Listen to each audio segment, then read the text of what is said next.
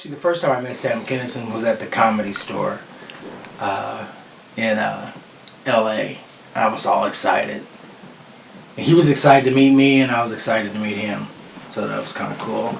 It was nice, and you know, he took care of me when I didn't have my shit together, when I was acting like a damn fool.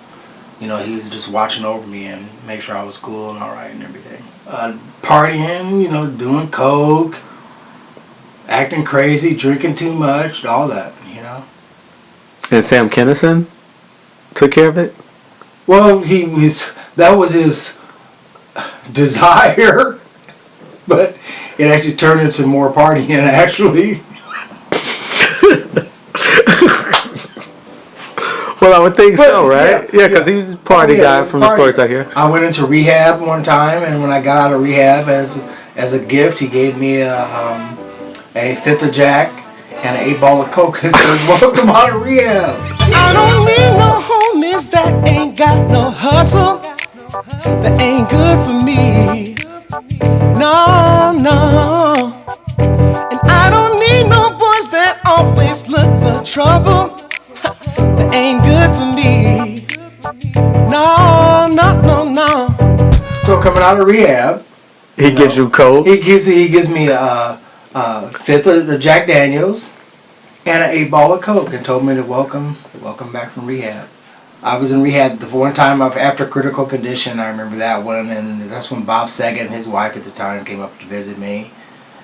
And then I remember that was the first time. The first time I remember, you know, the nurses and doctors always ask you, well, what's your after plan? What is your after plan? And what after plan? What are you going to do to maintain your sobriety? Mine was, well, I'm going to, see my psychiatrist, continue to see him. Can't remember what his name was, doctor or something. I can't remember what his name was, but okay, I'm going to see him. And then I wonder why I get no feedback back from the nurses or anything. And so I get out of rehab, and I had another friend that was still in rehab, so I want to go visit. So I go up to visit and everything, and I'm walking down the hall, and who would I see on a payphone wearing the makeshift gown, like you had just been checked in, you don't have your pajamas yet, robe, and you're wearing that, was my psychiatrist, a patient in the same rehab facility. I remember running down the hall like screaming, and I remember the nurses coming out like, "Oh my God, he found out." You know, it was like one of those things.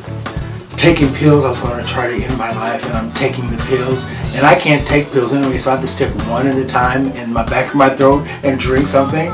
So I'm doing it, and I'm counting them like 11, 12. And I'm counting them, and I'm on the phone with the psychiatrist, and he's telling me, "Richard, as slow as you are, all you're going to do is be sick."